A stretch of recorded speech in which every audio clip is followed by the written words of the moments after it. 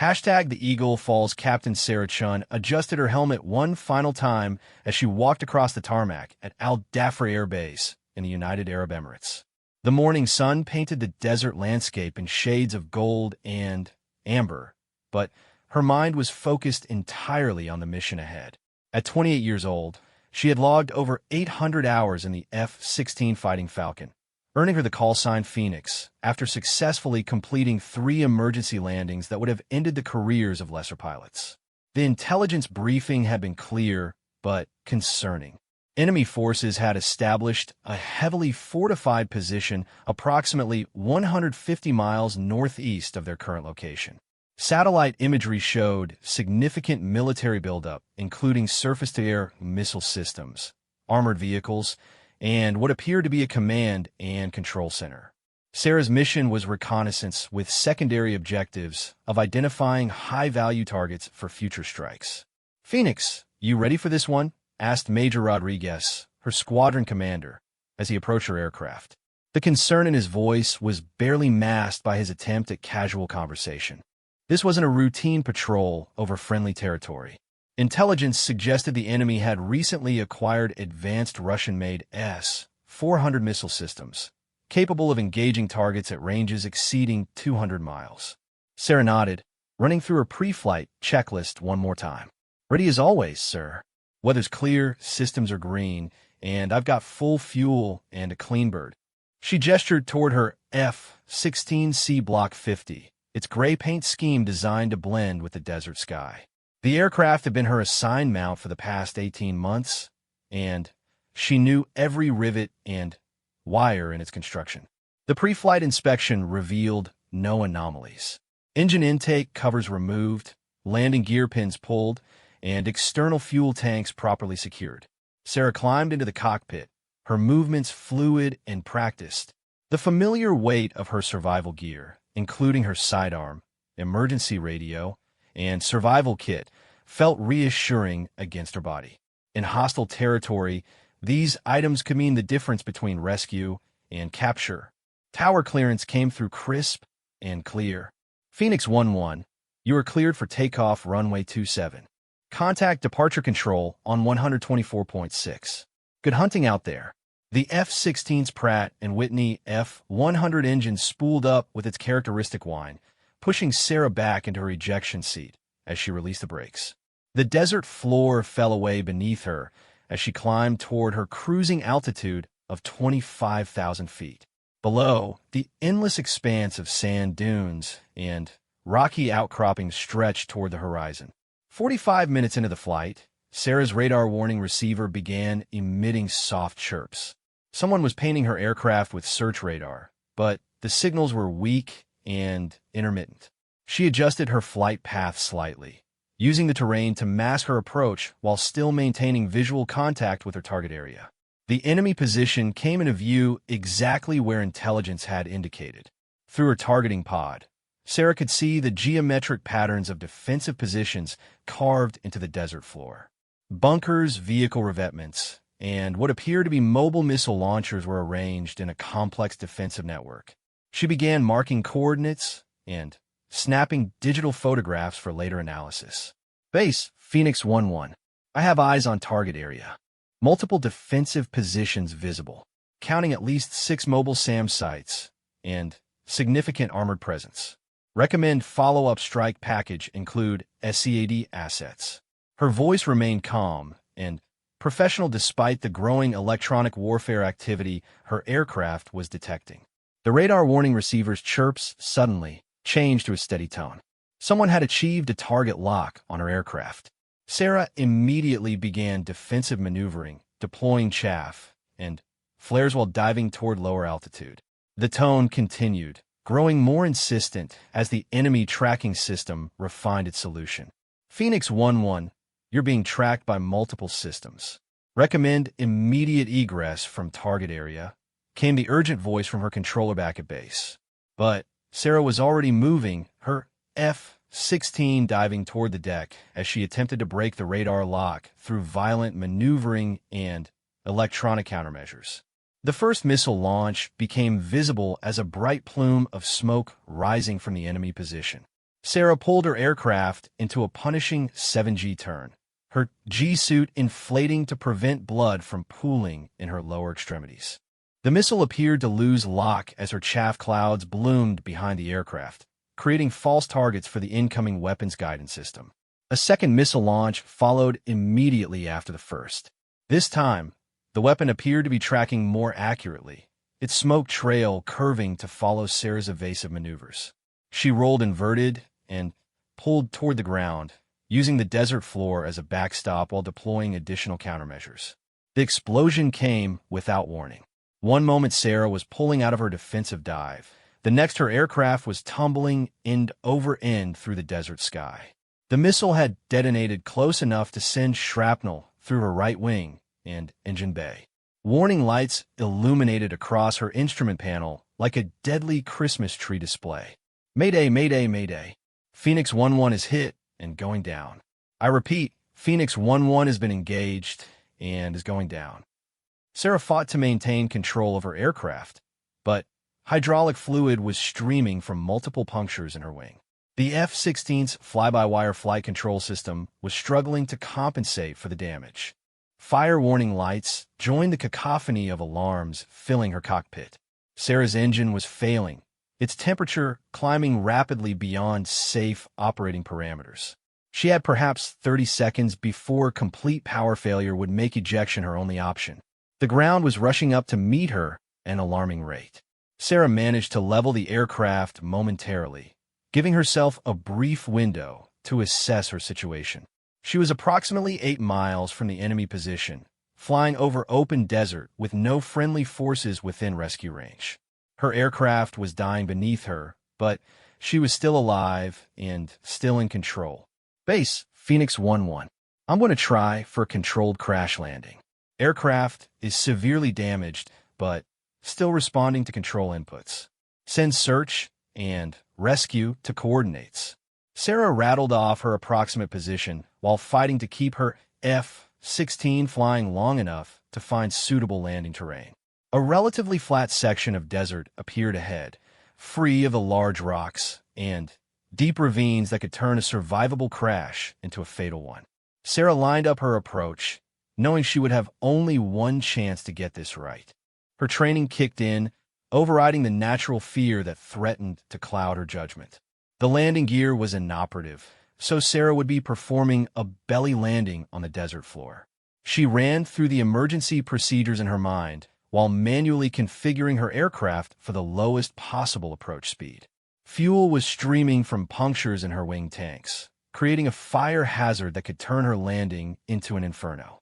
Phoenix 1-1, we have multiple search and rescue assets spinning up. Hold on, we're coming to get you, came the reassuring voice from her controller. But Sarah knew rescue would take time, and she would be on her own in hostile territory for several hours at minimum.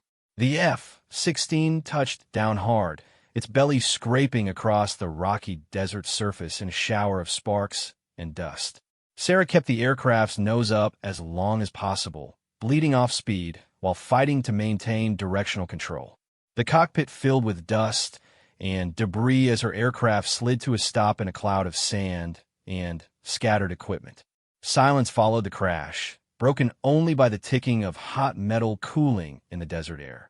Sarah quickly ran through her post-crash checklist, shutting down all electrical systems and ensuring her aircraft's weapons were safe.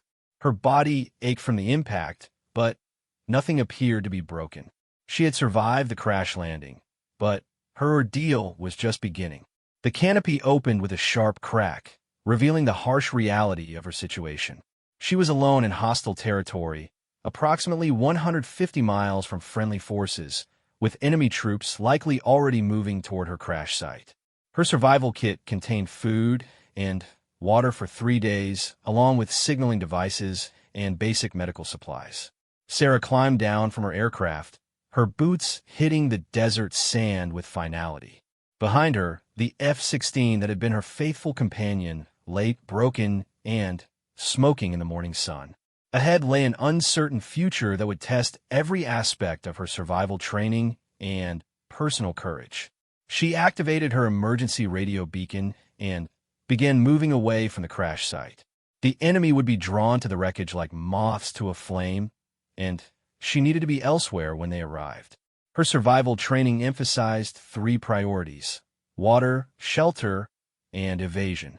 In the desert, water was paramount, but evasion would determine whether she lived long enough to worry about thirst.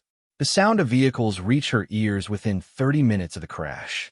Sarah had managed to put nearly a mile between herself and the wreckage, taking shelter behind a low ridge that offered concealment from the crash site. Through her binoculars, she watched as enemy soldiers swarmed over her aircraft like ants on a discarded piece of food. Their excitement was evident even from her distant observation position. They were clearly celebrating what they considered a significant victory. Sarah counted at least 15 vehicles and probably twice that many personnel examining her F-16.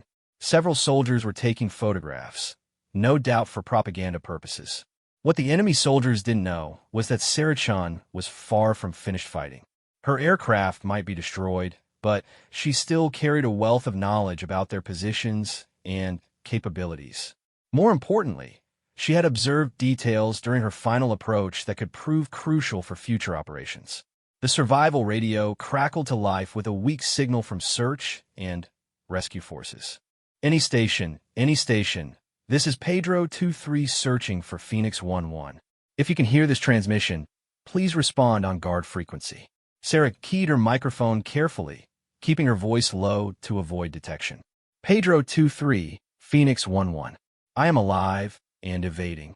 Approximately 1 mile southeast of crash site. Multiple enemy personnel at wreckage location. I am mobile and uninjured. The relief in the rescue pilot's voice was audible even through the static. Phoenix 11, Pedro 23. Outstanding news. We are approximately 6 hours out from your position. Can you maintain evasion until nightfall? Sarah looked around at the sparse desert terrain, offering minimal concealment. 6 hours might as well be 6 days in this environment, but she had no choice but to try. Pedro 23, I will do my best. Be advised, enemy has significant air defense systems in area. Recommend coordinated suppression mission prior to rescue attempt. The next several hours would test every survival skill Sarah had learned during her military career. She needed to stay hidden, conserve her water, and avoid the patrols that would inevitably expand outward from the crash site. But more than that, she needed to gather intelligence that could help her fellow pilots avoid the same fate. As the desert sun climbed higher into the cloudless sky, Sarah began planning her survival strategy. The enemy might have shot down her aircraft, but they had made a critical error in assuming their victory was complete. They had no idea that Phoenix was about to rise from the ashes, and when she did, their celebration would turn to ashes in their mouths. The war was far from over, and Captain Sarah was nowhere near finished fighting. In fact, her most important mission was just beginning. The information she gathered during her time on the ground would prove more valuable than any bomb or missile her F-16 could have delivered. Sometimes the greatest victories come not from the sky, but from the courage to keep fighting when everything seems lost. Enemy vehicles continued to arrive at the crash site throughout the morning, turning what should have been a simple recovery operation into an intelligence-gathering opportunity. Sarah carefully noted vehicle types, unit markings, and communication procedures. Every detail could prove vital for future operations against this position. The heat was becoming oppressive as the sun reached its zenith, but Sarah remained focused on her mission. She was no longer just a downed pilot trying to survive. She had become a reconnaissance asset behind enemy lines, gathering information that could save the lives of future missions. Her F-16 might be destroyed, but her war was far from over. Behind enemy lines, the midday sun beat down mercilessly on the desert floor as Sarah pressed herself against the sparse shade offered by a cluster of rocks. 3 hours had passed since her F-16 had been destroyed, and the enemy search patrols are becoming more organized and systematic. Through her compact binoculars, she watched as teams of soldiers moved in expanding circles from her crash site, their vehicles kicking up clouds of dust that could be seen for miles. Her water supply was already becoming a concern. The survival kit contained enough for 3 days under normal conditions, but the desert heat was far from normal. Each sip had to be carefully rationed, despite the growing thirst that made her mouth feel like sandpaper. Sarah forced herself to think beyond immediate survival. She was gathering intelligence that could prove invaluable to future operations if she could stay alive long enough to report it. The enemy force was larger and better equipped than initial intelligence had suggested. Sarah counted at least 30 vehicles of various types, including what appeared to be command and control assets with sophisticated communication equipment. Radio chatter was constant, though she couldn't understand the language being used. The unit markings were becoming clearer through her binoculars, providing identification that could help intelligence analysts determine exactly which enemy formation they were facing. A helicopter appeared on the horizon, its distinctive sound carrying clearly across the desert. Sarah immediately moved deeper into whatever cover was available, knowing that thermal imaging equipment could detect her body heat even through thin concealment. The aircraft circled the crash site several times before expanding its search pattern outward. Pedro 2-3, Phoenix 1-1, Sarah whispered into her survival radio during what she hoped was a gap in the helicopter's surveillance pattern. Be advised, enemy has rotary wing assets conducting search operations. Thermal imaging likely. My position may be compromised. The response came back weak, but clear. Phoenix 1-1, Pedro 2-3. Copy thermal threat. We are coordinating suppression assets for your recovery. Estimated time to pick up has been extended to 8 hours due to additional planning requirements. 8 more hours in this environment would push her survival capabilities to the limit. Sarah's training had prepared her for extended evasion, but the combination of heat, limited water, and active enemy search made this situation particularly challenging. She needed to find better concealment and a more sustainable position. Moving during daylight hours carried enormous risk, but staying in her current location guaranteed discovery as the search pattern tightened. Sarah waited until the helicopter completed another sweep and moved to a different sector before beginning a careful advance toward higher ground approximately half a mile to the east. The terrain there offered better concealment and multiple escape routes if she was detected. The movement took over an hour, with frequent stops to avoid detection by ground patrols. Sarah's flight suit was already soaked with sweat, and the physical exertion was accelerating her dehydration. But the intelligence she was gathering made the risk worthwhile. The enemy communication procedures, vehicle movements, and defensive positions were all being mentally cataloged for later reporting. From her new position, Sarah could see the larger enemy installation that had been her original reconnaissance target. The view was much clearer than what her aircraft sensors had provided, revealing details that could prove crucial for future strike planning. She identified additional missile sites, ammunition storage areas, and what appeared to be a fuel depot that hadn't been visible from her previous altitude. More importantly, she observed the installation's reaction to her aircraft being shot down. Additional personnel were being deployed to defensive positions, and several mobile missile launchers were being repositioned. The enemy was clearly concerned about possible retaliation, which suggested they understood the significance of engaging an American aircraft in this region. A new development caught her attention.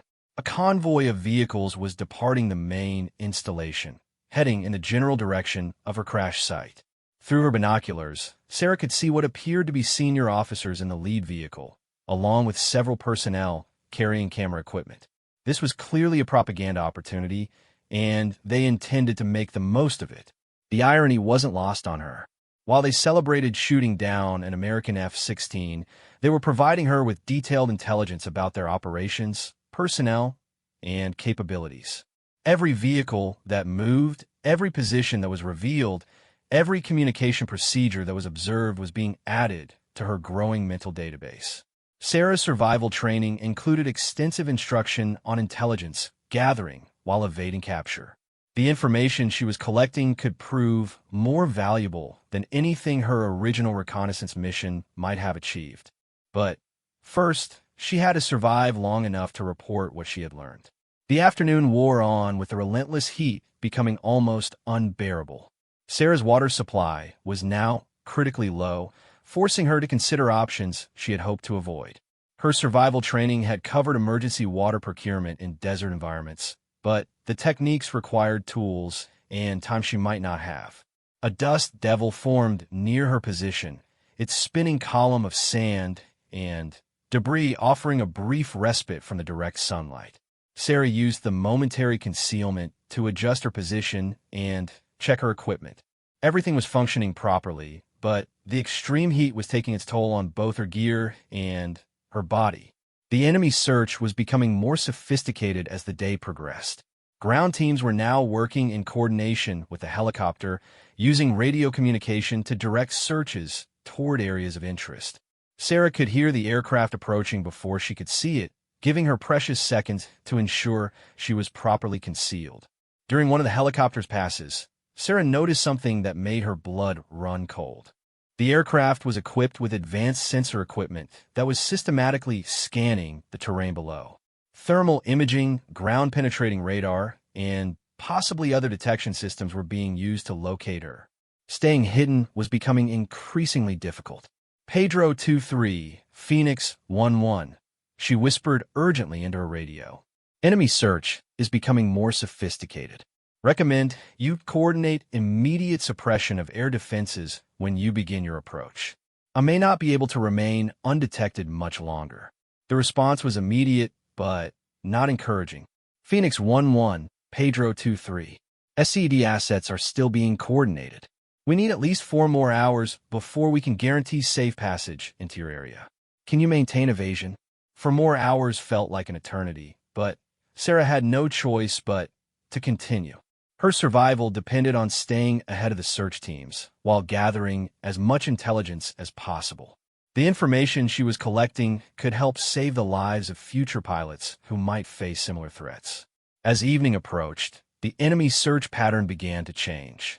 Ground teams were establishing observation posts on high ground, creating a network of watchers that would be extremely difficult to evade during darkness. The helicopter had been replaced by what appeared to be a drone, its quiet electric motors making it much harder to detect by sound. Sarah realized that her evasion strategy needed to evolve. Instead of simply hiding and waiting for rescue, she needed to actively gather intelligence while moving toward a more favorable pickup location. The enemy's defensive positions, communication procedures, and reaction patterns were all valuable information that could be used against them. The crashed F-16 had become the center of a massive propaganda operation. Sarah watched as enemy personnel posed for photographs with pieces of her aircraft, their celebrations clearly intended for broadcast to demonstrate their military capabilities. What they didn't realize was that every detail of their operation was being observed and recorded by their intended victim. During one particularly detailed observation session, Sarah identified what appeared to be the command structure of the enemy force. Vehicle markings, communication patterns, and the deference shown to certain individuals provided clues about the unit's organization and leadership. This information could prove invaluable for future targeting decisions. The sun was beginning to set when Sarah made a disturbing discovery. The enemy wasn't just searching randomly. They had a systematic plan based on survival training doctrine. They understood how downed pilots typically behaved and were positioning their search assets accordingly. Someone in their command structure clearly had experience dealing with American evasion procedures. This realization forced Sarah to reconsider her entire approach. If the enemy understood standard evasion techniques, she would need to do something unexpected to avoid capture. Her training had emphasized flexibility and adaptation, but putting those principles into practice while exhausted and dehydrated was proving more challenging than she had anticipated. A new complication emerged as darkness fell.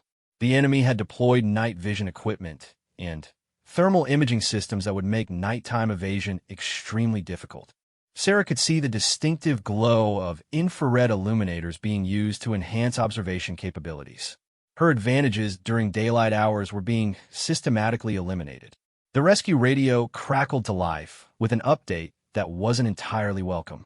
Phoenix 1-1, Pedro 2-3. SCAD mission has been approved, but weather conditions at our base have delayed takeoff. We are now looking at approximately 10 hours before we can attempt pickup. 10 more hours meant Sarah would have to survive through the night and well into the following day. Her water was nearly gone, and the enemy's search was becoming more sophisticated with each passing hour. But she had also gathered more intelligence about this installation than any previous reconnaissance mission had achieved. As the first stars appeared in the darkening sky, Sarah began planning her next moves. The enemy might have superior numbers and equipment, but she had advantages they couldn't anticipate. Her training, determination, and growing knowledge of their operations were about to be put to the ultimate test. The real battle was just beginning, and Sarah Chun was far from ready to surrender. The enemy had celebrated shooting down her aircraft, but they had no idea that their greatest challenge was yet to come. In the darkness ahead, Phoenix would begin to rise, and when she did, the tables would begin to turn in ways no one could have predicted. The intelligence she was gathering would eventually prove more devastating to this enemy position than any bomb or missile could have been. Sometimes the greatest victories come not from overwhelming firepower, but from the courage to keep fighting when everything seems hopeless. Sarah was about to prove that point in the most dramatic way possible. #The hunter becomes the hunted darkness brought little relief from the crushing heat, but it did provide Sarah Chun with new opportunities. The enemy's night vision equipment was impressive, but it wasn't perfect. Years of training in desert warfare had taught her how to move in ways that minimized her thermal signature and avoided the most common detection patterns. The water situation had become critical. Sarah's survival training included emergency procurement techniques, but implementing them required tools and time she might not have. As she carefully moved through the darkness, she searched for any sign of moisture in the arid landscape. Morning dew collection would be possible if she could find suitable materials, but that was still hours away. From her new position, Sarah had an even clearer view of the enemy installation. The base was much larger than satellite imagery had suggested, with extensive underground facilities that were virtually invisible from above. Vehicle traffic patterns revealed supply routes and defensive weaknesses that could prove invaluable for future strike planning. More importantly, she was beginning to understand the enemy's communication procedures and command structure. Radio discipline was poor, especially among the search teams, and she was picking up valuable intelligence about their capabilities and intentions. Her survival radio included limited recording capabilities, and she was documenting as much as possible for later analysis. A significant development occurred just after midnight. A convoy of high-value vehicles arrived at the main installation, their movement patterns and security escorts suggesting the presence of senior leadership. Through her night vision scope, Sarah could see the elaborate reception being prepared for these new arrivals. This was clearly an important visit, possibly related to the propaganda value of shooting down an American aircraft. The search for her had evolved into a more systematic operation. Ground teams were now using coordinated sweeps with overlapping coverage, while aerial assets maintained constant surveillance of key terrain features. Sarah realized that traditional evasion techniques wouldn't be sufficient much longer. She needed to become more aggressive in her approach. During one particularly close encounter with a search team, Sarah made a disturbing discovery. The enemy soldiers were carrying equipment that she recognized as American-made survival gear. Whether obtained through previous encounters or other means, they clearly understood the capabilities and limitations of her equipment. This knowledge was being used to anticipate her movements and narrow their search parameters. The revelation forced Sarah to reconsider everything she thought she knew about this enemy force. Their tactics, equipment, and procedures suggested a level of sophistication that hadn't been apparent from intelligence briefings. More concerning was the possibility that they had successfully engaged American aircraft before, giving them experience in conducting search and recovery operations. As the night progressed, Sarah began implementing lessons learned from her advanced survival training. Instead of simply evading detection, she started actively gathering intelligence while moving toward a more favorable position for eventual rescue.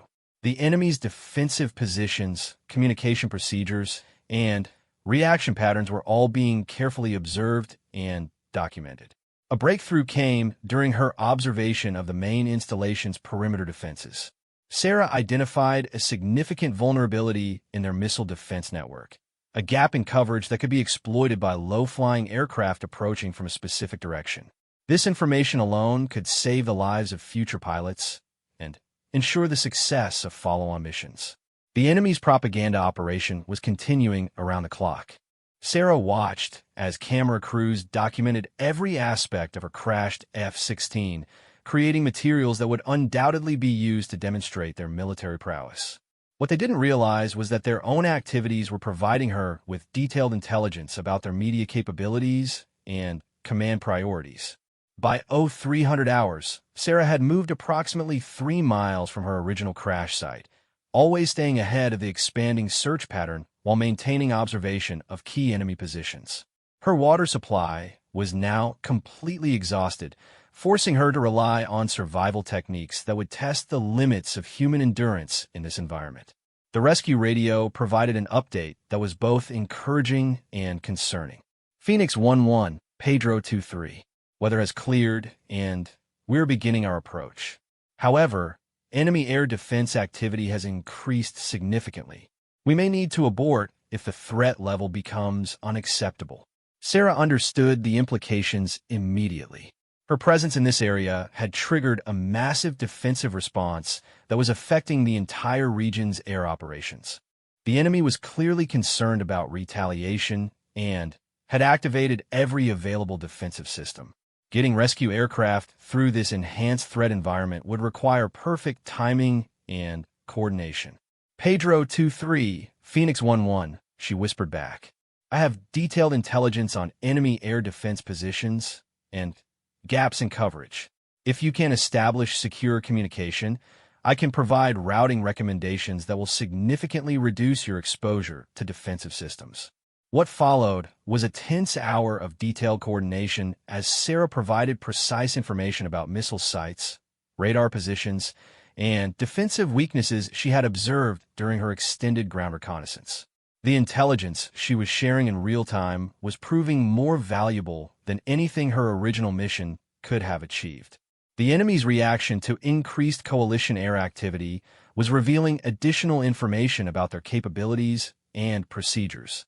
Sarah watched as mobile missile systems were repositioned, radar sites activated additional equipment, and communication traffic increased dramatically. Every response was being carefully noted for later exploitation. During the early morning hours, Sarah made another significant discovery. The enemy installation included what appeared to be a sophisticated command and control facility that was coordinating defensive operations across a much larger area than initially suspected. This wasn't just a local defensive position. It was a regional headquarters with responsibilities for multiple installations. The implications were staggering. Destroying this facility could significantly degrade enemy capabilities across hundreds of square miles. But more immediately, the enhanced defensive coordination explained why her rescue was proving so challenging. The enemy was treating her potential extraction as a threat to their entire regional defense network. As dawn approached, Sarah's physical condition was deteriorating rapidly. Dehydration was affecting her mental acuity, and the extreme temperature variations of the desert environment were taking their toll. But her mission focus remained sharp, driven by the knowledge that the intelligence she was gathering could save countless lives. A new complication emerged with the sunrise. The enemy had deployed additional search assets during the night, including what appeared to be specialized tracking teams with advanced detection equipment. Sarah could see them working methodically through areas she had traversed hours earlier, following traces that would be invisible to less experienced trackers. The technological sophistication of the enemy's search was becoming apparent as daylight revealed equipment that hadn't been visible during darkness. Ground-penetrating radar, chemical detection systems, and what appeared to be acoustic sensors were all being employed to locate her position. This wasn't a conventional search, it was a high-tech manhunt. Sarah's survival training had included instruction on countering advanced detection systems, but Implementing those techniques while maintaining observation of enemy activities required skills that pushed the boundaries of human capability. Every movement had to be carefully calculated to avoid detection while continuing her intelligence-gathering mission. The rescue operation was becoming equally sophisticated. Phoenix 1-1, Pedro 2-3. We have coordinated a multi-phase suppression mission based on your intelligence. Strike aircraft are currently engaging outer defensive positions to create a corridor for our approach. The sound of distant explosions confirmed that the rescue operation was beginning in earnest. Sarah could see smoke rising from several enemy positions as precision-guided munitions found their targets. But rather than retreat, the enemy defensive response was intensifying, with additional missile systems being activated and fighter aircraft appearing on the horizon. What Sarah witnessed next changed everything. The enemy's response to the rescue operation revealed the true scope of their defensive capabilities. Hidden positions that had been invisible during her extended observation period suddenly came alive with surface-to-air missiles, anti-aircraft artillery, and fighter aircraft that launched from concealed airfields. The coalition rescue forces had walked into a trap that was far more sophisticated than anyone had anticipated. Multiple aircraft were being engaged simultaneously, and the defensive coordination was flawless. Sarah realized that her extended ground reconnaissance had revealed only a fraction of the enemy's true capabilities. Pedro 2-3, Phoenix 1-1, she called urgently. You need to abort immediately. This is not the installation we thought it was. Repeat, abort rescue operation and withdraw all aircraft from this area. But even as she transmitted the warning, Sarah was formulating a plan that would turn this disaster into victory. The enemy had revealed their true capabilities in response to her rescue attempt, providing intelligence that was worth far more than one pilot's life. She had a choice to make that would determine not just her own fate, but the outcome of future operations in this entire region. The hunter had indeed become the hunted, but Sarah Chun was about to prove that being underestimated was sometimes the greatest advantage of all. The enemy's celebration of shooting down her F-16 was about to turn into the biggest mistake they had ever made. Phoenix was preparing to rise, and when she did, their entire sophisticated defensive network would become their downfall. The real battle was just beginning, and Sarah was no longer just trying to survive. She was about to turn her survival into the enemy's worst nightmare. #Phoenix, rising the rescue operation's failure had revealed the true magnitude of what Sarah Chun faced, but it had also provided her with a complete picture of the enemy's defensive network. As coalition aircraft withdrew under heavy fire, she made a decision that would have seemed impossible just days earlier. Instead of waiting for another rescue attempt, she would use the intelligence she had gathered to orchestrate the destruction of this entire installation. Sarah's survival radio contained encrypted communication capabilities that she had hoped never to use. The emergency protocols were designed for situations exactly like this, when a downed pilot possessed intelligence too valuable to lose and too urgent to wait for conventional rescue. She began transmitting detailed target coordinates, defensive positions, and timing information that would enable a devastating strike against the enemy stronghold. The enemy's reaction to the failed rescue had been their undoing. In revealing their true defensive capabilities, they had shown Sarah exactly where every critical system was located. Mobile missile launchers, radar installations, command bunkers, ammunition storage areas, and fuel depots were all now precisely mapped and ready for targeting. Hammer Base, this is Phoenix 1-1 with Priority Alpha Intelligence. I have complete targeting data for a major enemy installation. Request immediate coordination with strike planning for time-sensitive target engagement. Her transmission was brief, but carried the highest possible urgency classification. The response came back within minutes, routed through multiple encryption layers that confirmed the importance of what she was reporting. Phoenix 1-1, Hammer Base. We have multiple strike packages standing by. Transmit your intelligence when ready. What followed was the most detailed target briefing ever provided by a pilot on the ground behind enemy lines. Sarah transmitted precise coordinates for 17 high-value targets, detailed descriptions of defensive systems, and their blind spots optimal approach routes that would minimize exposure to defensive fire and timing recommendations that would maximize the strike's effectiveness. The enemy installation that had seemed so formidable from her F-16 cockpit was about to learn what American air power could accomplish when provided with perfect intelligence. Sarah had spent nearly 24 hours mapping every aspect of their operation, and that information was about to be turned against them with devastating effect. As she completed her intelligence transmission, Sarah realized that her situation had fundamentally changed. She was no longer just a downed pilot trying to survive. She had become the forward air controller for what would be one of the most precisely targeted strikes in modern warfare. The enemy thought they had achieved a victory by shooting down her aircraft, but they had actually signed their own death warrant. The first wave of strike aircraft appeared on the horizon exactly 36 hours after Sarah's F-16 had been shot down. From her concealed position, she could see the enemy's defensive systems activating in response to the incoming threat. But this time, the coalition aircraft knew exactly where every defensive position was located and how to avoid or neutralize them. The precision was breathtaking. Sarah watched as cruise missiles and precision-guided bombs found their targets with surgical accuracy. The mobile missile launchers that had threatened the rescue aircraft were destroyed in the first minutes of the attack. Command bunkers, communication nodes, and radar installations followed in rapid succession. The enemy's sophisticated defensive network, which had seemed so impenetrable just hours earlier, was being systematically dismantled piece by piece. Every position Sarah had identified during her extended ground reconnaissance was being engaged with weapons specifically chosen for maximum effectiveness against that particular target type. Phoenix 1-1, Strike Lead. Outstanding intelligence. All primary targets are being engaged successfully.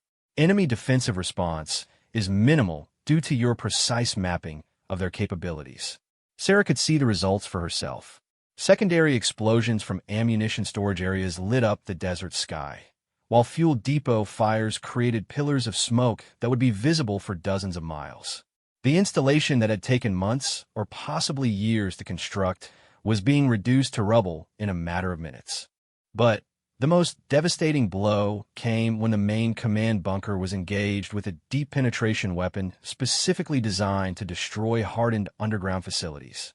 The explosion sent a shockwave across the desert floor that Sarah could feel from her position miles away. The enemy's regional command structure had just been decapitated. The psychological impact on surviving enemy personnel was immediate and total.